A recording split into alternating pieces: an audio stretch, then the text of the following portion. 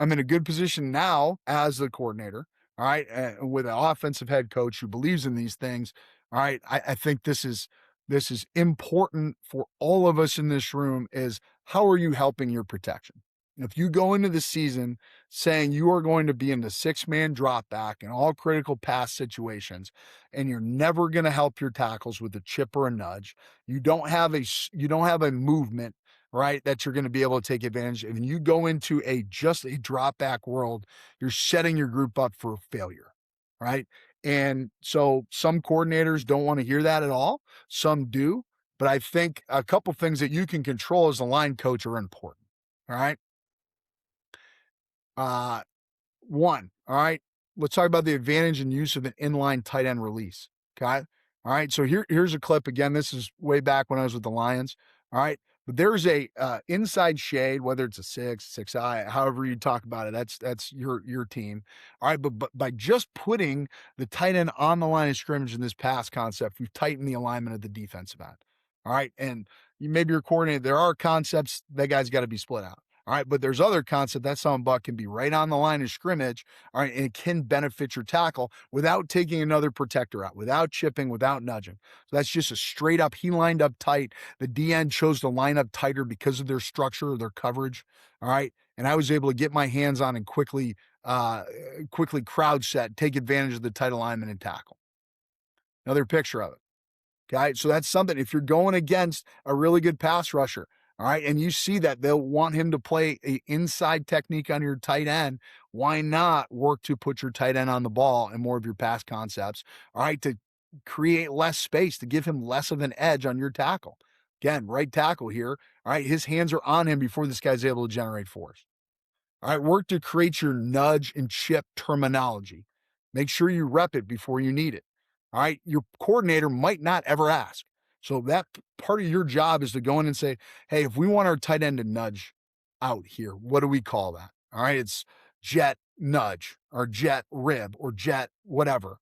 Okay, how about a running back from a backfield alignment to chip?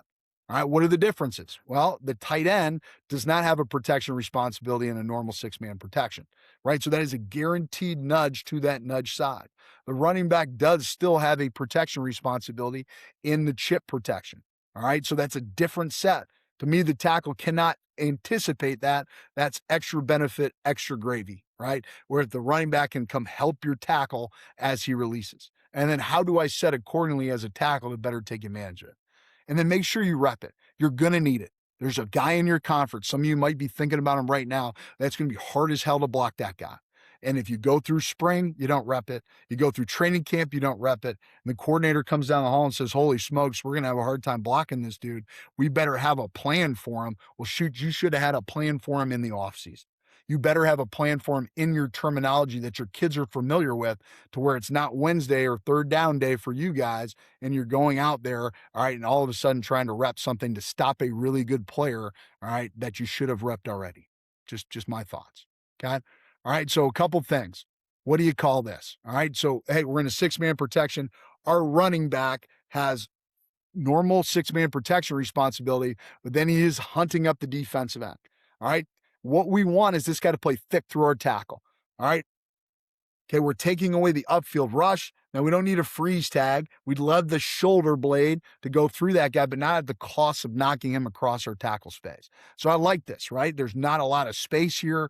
The running back's taking the speed rush out of the equation. That's a benefit to our tackle. Our tackle's got to set it true, because if 25, this linebacker blitzes, all right, that running back has a protection responsibility. All right, so what are you calling that in your protection?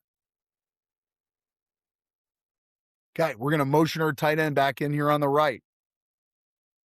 Okay. All right. That's a nudge, right? The tight end is back in.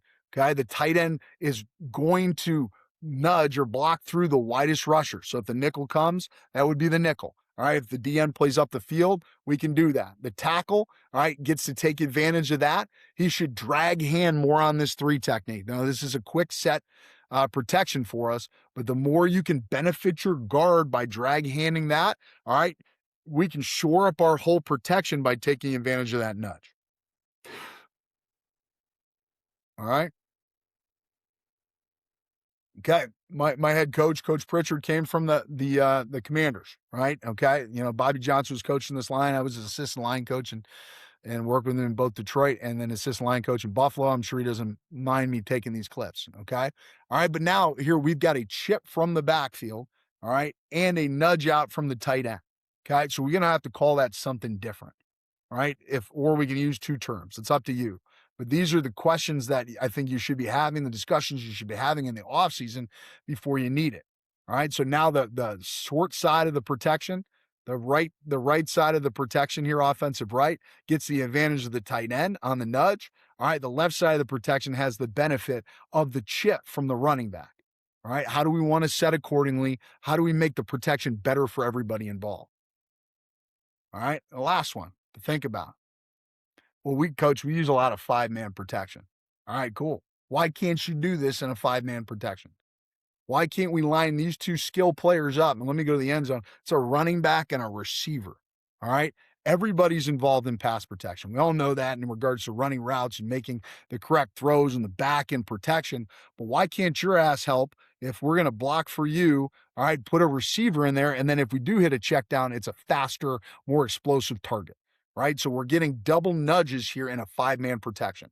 All right. So even if they do bring a backer, at worst, we're warm. We're not true blue hot because we're going to nudge through that defensive end. Okay. So again, what are we calling this? What conversations are we going to have? All right. I do just think that's important to do before you need it, before it comes up, before it says, well, what if we got an empty and we put double nudges? Well, what would we call that? Have it built, have it built, have the kids understand. Maybe they haven't heard it in a month, but they know that term means that.